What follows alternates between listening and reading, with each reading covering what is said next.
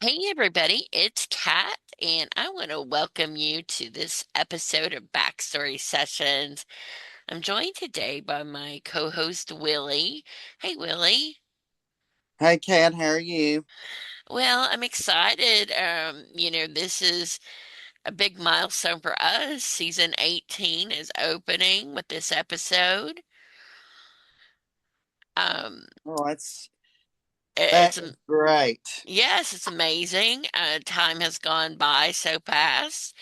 But also, it's a big year for America, 250 years. And Even greater. well, that is super. I'm sure that it seems like time has gone by really fast for that too. Although I can't personally attest to that. I'm not that old. No, me neither. I don't think our guest is either. But we have a guest that is perfect. To kick off our 18th season, and also has an amazing project that ties into America's 250th birthday. All right, so I think we should jump right into introducing the guest and getting this backstory. Um, Today's guest is Kody Norris of the Kody Norris Show. And we're going to dive right into talking about the release of a new single, Good Old USA, and the upcoming album, Spirit of America. So, Kody, I want to welcome you to Backstory Sessions, and we are truly honored to have you be our guest today. Well, thank you so much. It's good to be here. I appreciate you having me on. So, Cody, when people listen to Good Old USA, what is it that you hope that they'll feel like in the first 10 seconds or so? I certainly feel that this piece of material just embodies everything about the American spirit, and it gives me a sense of pride just as soon as soon as the lyric takes in place. Even though I wrote it, but I really hope it'll just be a good feel good piece of material that everybody will be adding to their summertime playlist. And how long did it take to write this song? It was over the course of 2 or 3 days. This is one of my very, very first co-writing attempts with my good friend Larry Chun, who's written several other pieces of material for us on some of my other albums. And I'd never, really delved into the whole co-writing thing, but we were throwing lyrics back and forth, and it was a pretty exciting thing. And then, we sort of got to a little stumbling block, as you do sometimes, and we diverted and went another direction with it, and it just turned out to be an number one piece of material that I'm extremely proud of. So, what was the co-writing experience like for you, and what made you delve into it at this time? Well, it was different. Kind of having somebody to keep you in check, so to speak, or to maybe question why did you do this or why did you do that, or how can we make this better? And Larry and I work very, very well together on that note, and for that reason, I think we produced a better record. So um, it's different because you have to be a little bit more open minded at that point, I guess, and it's actually helped me in my solo writing as well. So highly optimistic that we'll do some co-writing endeavors again. Was there any disagreements? And if so, how did you work them out in co-writing? How does Well, it no, work? no, no, no disagreements. We of course, both of us being bluegrass style guitar players and this or that, we really we were working just for the best of the song, and that was our ultimate goal from the word go. So I feel like we were able to accomplish a whole lot by being on the same page. So there's a lot in, the 250 years of America. How hard was it to embody that spirit into what the song is, what, probably 3.5 minutes or Sure. Um, it you we had to focus on yeah, America as a whole. I guess would be the easiest thing because we tried no different than what you're saying, trying to grab a few other, things and add a lot of events and it just wasn't, we weren't getting the message across. And the song's simply, a torchbearer, so to speak, I guess you'd say, to, you know, just to simply say that we're proud to be from the good old USA. And once we kind of got more so on that track and hit a few of the high points, I think it worked better because with 250 years of events, there's a lot of things in there to pull from. So uh, Yes. you know capturing more of the the essence of the just the feel, I guess you would say, as opposed to the you know event by event per se. So, how would you describe the album to someone who maybe has not listened to a lot of bluegrass, or maybe they've never even experienced bluegrass? Well, my kind of bluegrass and country music, it's a little bit different. It's more of a an upbeat kind of feel good kind of music, and we have my most common comment that I get on my show dates is, I've never liked bluegrass, but I like you guys. And that means the world to me because we've been able to to create something that's pleasant to people that they do enjoy. And I'm I really feel like this album is such a it's really just a trip down America's memory lane. I mean, there's some ballads on there, there's some 40s patriotic music on there that we kind of made our own style, in addition to some original material. There's literally something on there from everybody from a 3 or 4 year old kid going to preschool all the way to to mom and dad, aunts, uncles, have the whole family in there with something that they're going to be somewhat familiar with, and hopefully that they'll remember for a lifetime. Great. It sounds like you've hit all all the markets, something for everyone. We've done our best. What is it about the music that you play, like growing up? Who were some of your influences? You know, the pretty much the Kody Norris Show as you see it today, that comes from a lot of different elements. There's a lot of different things that kind of spark my interest on the way that I do things. One of the earliest things, though, that transpired into what I do today was watching Porter Wagner on the Grand Ole Opry on television when I was a kid, and the floor model TV that we had back then, which I actually still have today. When Wow. when that would come on, it just filled the room. The room would just brighten up, with all those rhinestones and that big red curtain go up on the Grand Ole Opry, and it made such an impression on me when I was a little boy. I was just infatuated with that. I wanted to watch that every Saturday night. That took priority. Nothing was going to be more important than that. Then later on, getting to go to music festivals and see people like Bill Monroe and the Bluegrass Boys and Jimmy Martin, Sonny Mountain Boys, going to fairs and seeing people like Jim Ed Brown and even a lot of the '90s country artists, Tracy Bird and Tracy Lawrence and a lot of those guys like that. Um, then in my teens, I went to a show at Eastern Kentucky University and I saw B.B. King perform one time. And that's when the entertainment light truly came on because I've never seen anything like that. And all these guys were probably in their 80s by then, but the level of entertainment that they brought to the fans beat anything I'd ever seen. And just how bam bam, one song right into another, repetitious, one thing right after another. I took all those elements to turn those into to what I do today.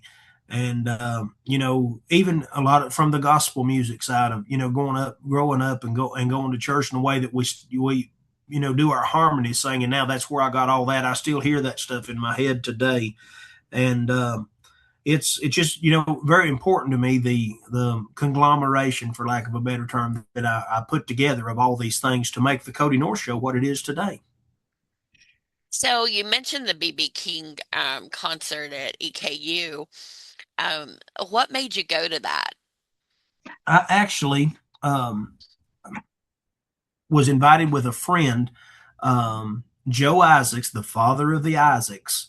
One of Wow. my friends, he doesn't live far from there, and he actually invited me to go. And I was standoffish to go. I didn't really want to go, but we both left there that night. That we talked about it for months afterwards, just how good that it was. And one thing I remember, I think they played 3 sets, maybe 4, but every set they had a full different tuxedo ensemble on. They'd go back and change clothes and come out total different vibe, and man, just wide open the whole way. And I'm so happy, that I went and saw that. And I'd never really been a blues fan before, but I left there, as one and appreciating just having the greatest appreciation for that. So have you had fans that have been to your performances that maybe have had a similar experience where they got invited to come, but they didn't really think they might like what you do? I get that all the time, and and that really, truthfully, that warms my heart. That to bring some people to a traditional vein of country music, because it usually, we're seeing a big demographic shift, so to speak. We're getting lots of younger folks coming to our show because it's something brand new to them. They don't know what a nudie suit is. They don't know, they've never seen it, experienced the culture. And but commonplace, I don't remember a date that we've played in a long time that that same story, somebody brought them, or maybe they want a ticket on the radio, or they, some scenario that put them there that where on a normal basis they wouldn't be there, and then they leave as a fan, and some of them leave as hardcore fans. If you can kind of burn that name to memory, and then the next few days when the shipments are going out through the website, on shipping day, you'll see those names pop up again, and they've bought every piece of merchandise they can. That happened not long ago. The band and I stopped in a Waffle House, and about 2 o'clock in the morning, and I noticed there were some college guys that were sitting at the bar in the Waffle House, and they would get up every few minutes, go put some money in the jukebox. But the things they were playing were like Johnny Paycheck and Johnny Horton and George Jones, and as I got up, I had a Grand Ole Opry jacket on, and one of them said something to me as I went to the restroom, and we struck up a conversation. And they didn't, pretty much told me they didn't care for more traditional like bluegrass and old time things of that nature. I said, well, check out what we do. And the next day, we had a tremendous order on the website shipping to that town. And so I guess they had discovered something, and that they did care for and made some impact. So those little things happen all the time. And how cool is that, that you get a lot of fans just in that way of mentioning, like, give us a listen, give us a try. Well, there's no better way than just a genuine, humble approach to that. I think that'll work every time. All right, Willie, this is a great story so far. What are you thinking? Well, my question is, you were in church. Uh, did you ever think about? Did you always want to go into bluegrass, or did you want to try your hand at some gospel? Or Well, the gospel music is still such a big part, and for all the years that I've had the band, we still find ourselves playing in a lot of churches, and I enjoy that. I really cut my teeth on that old time singing. Still love that to this day. The old time a cappella quartets that were very very popular here in the Appalachian Mountains where I'm from. And I think that music is carried with me all the way, and never really thought, I guess, that I would go full blown into the gospel music industry. But the traditional country and bluegrass just hold a very very special place in my heart. I guess that's why I've kind of stayed there. So where did you grow up? You mentioned the, Appalachian Mountains, and Mountain City, Tennessee, and I still live there today. wow. And how did the community impact you, personally? And I imagine that a lot of yourself goes into your songwriting. So, Well, my community is so important to me. And growing up, I just had a picture, it's just a picturesque childhood. Mountain City is a very small town in eastern Tennessee, and we're right on the North Carolina Virginia border. Very mountainous, country here, and lots of people played old time music, and I got to be around some of the real deal, genuine article people growing up. Um, and I'm so very thankful for that because I got to experience the music in its purest form. And people that were old enough. I mean, a lot of the people that were in their 90s when I was a kid, they were from a whole nother different time and grew up around a lot of the people who really became to stardom in the early boom of country music. People like Tom Ashley, who recorded the original recording of House of the Rising Sun. GB Grayson was from here too, and GB Grayson was a relative of Colonel Grayson, who captured Tom Dooley, and that capture actually took place in my town. So we've got all kinds Wow. along those lines here. And I got to be around, so many of those people who were direct descendants of this. So I got a lot of the culture. Really, just I was just engulfed with it as a kid and wanted to know everything I could know about it, and it has certainly shaped what I do today. Well, Willie, I know that you just went on the big history walk, so you know, what thoughts do you have about, Tom Dooley and these stories that have been, commemorated in songs being actual events where someone grew up? That's just, it's just mind blowing. You know, uh, our only claim to fame is Daniel Boone came through here. you know, That but works yeah, too, there's we love Daniel Boone. yes, So Kody, the album originally was the title was not going to be Spirit of America, is that right? That's true. That's true. So what happened there? What shifted? Well, there was an article that came out about the album, and the first single released from the album was called "Spirit of America," and we had been going back and forth between some title options for the album and what we kind of already had the direction pinned that we were going to go, but out of the blue, it just starts getting called the Spirit of America Project. And so if people are already naturally calling it that, we might want to see the light come on here, guys, and kind of go this route. And I think that was a very, very good move on our part and something that makes sense. Then once that happened, we named the tour the Spirit of America Tour for 2026. And it all just is very cohesive and makes good sense, we hope. Yeah, I mean, it rolls off the tongue well. It goes along with 250 years of America. I think it's a great title. So, it sounds like you've come to embrace it as what was meant to be. There you go. There you go. That was actually what I was getting ready to say.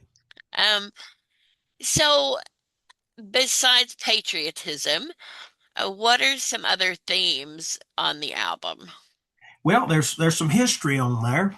The We recorded. You mentioned Daniel Boone. We recorded Davy Crockett on this album, Ah, and I've loved that since I was a little kid. I'd watch the Disney movie with my grandpa, and lots of little kids, sing about Davy Crockett, especially from a rural area, yes. No, so we wanted to record that, and we had a lot of fun with it. Of course, that song was even on radio when I was a kid. The Kentucky Headhunters, had a great version of that, and that was on mainstream country radio when I was a kid. So we took different versions of that and kind of made sort of made our own version of it. That's one of my favorite tracks from the album, and one of the first songs that I ever learned to sing. When I was a kid was Johnny Horton's Ballad of New Orleans. Oh, And I thought that was another great piece of material to add to an album like this. It gets lots of folks interested in it when maybe there wouldn't be anything else on the album. Lots of people remember the line in 1814, "We took a little trip." That song's also kind of special to me. Jimmy Driftwood, the writer of that song from Timbo, Arkansas, he wrote that and several other pieces of you know wonderful, wonderful material like the Tennessee Stud and lots of material that a lot of 50s country artists recorded. Jimmy was a member of the Grand Ole Opry. In my home, my Victrola that's in my home actually was Jimmy Driftwood's Victrola that I got from his home in Timbo, Arkansas. And I've got a lot of other Wow. his memorabilia. They had a big sale, and I have some of his stage clothing and his fiddle case and lots of different things like that. And so that song's kind of special to me, in lots of ways. Um, another one of the songs that's on there. I remember hearing this song a lot as a kid on some old 78s and whatnot. I'm a big Gene Autry fan. I love the whole cowboy thing. um, Gene had a song called "Bible on the Table and the Flag Up on the Wall," and just the epitome of a '40s patriotic song, and I just love it with everything in me. We have another song, from my bluegrass roots. The great Curly Seckler. Curly Seckler was the mandolin player and the tenor singer for Lester Flatt, Earl Scruggs, and the Foggy Mountain Boys, and just the top of the mark, of country music, and their contribution, just innumerable what they gave to our music. But Curly had a song called "Purple Heart" that was written during the Korean War, and literally about the tagline of that song was "A mother has a purple heart in memory of her son." And that song was a tribute, to all the life that's been lost to keep this country as great as what it is, and it being the most wonderful country in the world. And so there's a lot of little different things, on the album before even the original material gets started. So there's a little bit of something for everybody. Well, it seems like that, history is very important to you in your personal life. Like you've named a lot of different objects, like even the Victrola and, things that are symbolic of certain time periods. So, have you ever just like looked at an object that you have collected and written a song or been inspired to write a song just based Oh, on I've that? been in most definitely. There's I am a collector, for lack of a better term. Of vintage music instruments, vintage automobiles, and anything related to my hometown. I've got a lot of Mountain City, Tennessee memorabilia that I've collected up. Hope to open a museum someday, but there's many times, out looking, at different things, you'll pick up something and then it just opens up a whole book of knowledge for you. And I'm most certain I've used that along the way, and in some of the songs. Actually, one of the first songs that I ever wrote is a song called "Fiddler's Rock," and when I had just learned to read when I was in elementary school. I live in Johnson County, Tennessee, and we have a set of Johnson County history books. They're actually on the bookcase. Those red books that are over my shoulder Oh, right there wow. are the Johnson County history books on that bookcase. And I checked one of those out of the library when I was in the second grade. And the first story that I read was about the Fiddler's Rock, which is a rock that's on Stone Mountain here in my county, named after Mr. Martin Stone, who was a fiddler, and his favorite pastime was to take his fiddle and play to a den of rattlesnakes. And there's a whole story about that. And I read that as a second grader, carried that around with me most of my life. And then in my teens, when I started, performing country music, I wrote that song. And at the urgency of my wife pushing me, I finally got that on an album a while back. So. Wow. Have you ever played for a den of rattlesnakes? Or No, no, no, no, no, nor will I ever if I had the choice. yes, I was getting ready to say, like, that would be where I draw the line, I think. Oh yeah, You mentioned your wife. Tell us a little bit about her and the role that she plays in your music. such a major role. Mary Rachel has been with the group for 12 years. She and I will celebrate 7 years of marriage coming up in September, and by far the best thing that ever happened to Kody Norris. She is so smart, just such a talent. She plays everything. She sings the parts, but she handles the bulk of the management duties for the Kody Norris Show, and keeps us all in line and traveling in the right direction and doing all the things that we should do, and takes so much stress and strain off of me so that I can be creative and do the thing that hopefully keeps the folks coming to the show every night. And I think it's very, very important that we all have somebody in our life to share our journeys with, and I'm so thankful that I wasn't, didn't have the blinders on when she walked by, and I was smart enough, to that she and I would share life together, and I'm very thankful for that. So, did you meet in music or? We actually met in Bill Monroe's backyard at the big festival in Rosine, Kentucky. However, when I met Mary Rachel for the first time I ever saw her, she was only about 9 years old. She came to the show. I'm 8 years older than Mary Rachel, and she came to the show, and I'm the new kid on the block working on the TV show there that was filmed from there, and her family brought her on as a guest. Well, that day I get talking with her dad, and found out that he did interiors for tour buses. Well, I had just bought a bus and was needing some of that kind of work done. And I never dreamed in a million years back then in meeting this inquisitive, you know, young kid with a fiddle under her arm, that she would circle back around into my life later on. And that's who God had in mind for me to spend the rest of my life with. And, but one day that little 8 or 9 year old fiddle player from that show, I'm at another date, and she showed up. Man, she was quite the lady at that time, and a powerhouse in her own field. And she worked, with some other bands, and she came to work with us about 12 years ago as a mandolin player. And she's a very, very, very talented young lady, and I'm so happy that we get to share life together. Well, that's a great story, and I'm sure that it helps, as you said, to have that support in music and any career, really. So that's really an awesome story. Um, so do you remember the moment that you were not just playing music, but you felt you were creating something bigger? Yes, yes, I do. Um, Once, of course, in playing music all the first years, this year is actually my 20th year in music. But about 5 years ago, we really started making some progress and, playing some stages we had never ventured to before, and getting to do some things along those lines, and really knew that the public was kind of catching on to what we were doing. That would probably have been about 5 years ago. Wow. All right, Willie, this is our time's running short here, but um, here's your last I was chance just to. getting ready to say I could listen. I could listen to him a long time. I He's got so many know. great stories. So interesting. Well, thank Yes, you. he is. All right, so what are you dying Who? to know that you just got to ask? Okay, out of all the influences that you've had of your life, can you pick a favorite musician that Wow. has influenced you the most? Probably, wow, man, that is a hard one.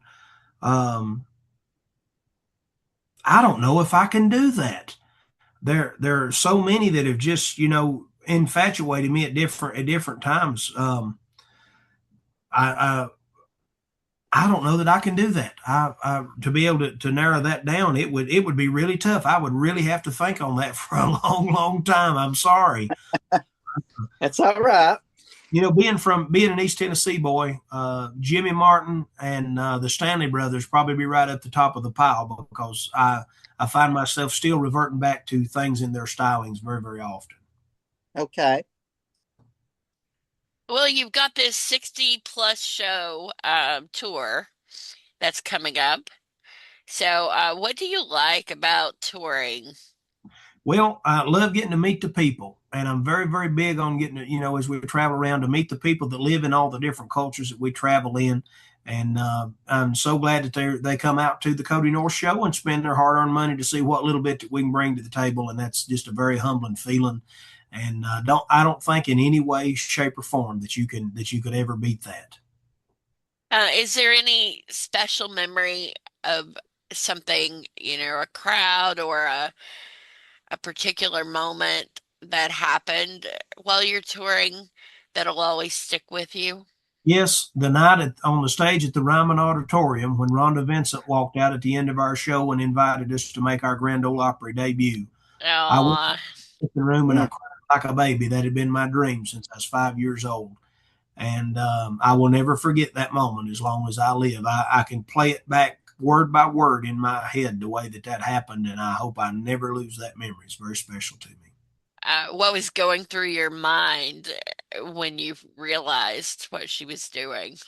That it wasn't real. Maybe that Yeah. it was a joke or something. And then I found out that it was. And a month later, we walked on the stage at the Grand Ole Opry, and our life has changed so much since that time 3 years ago. It's been amazing what it's done.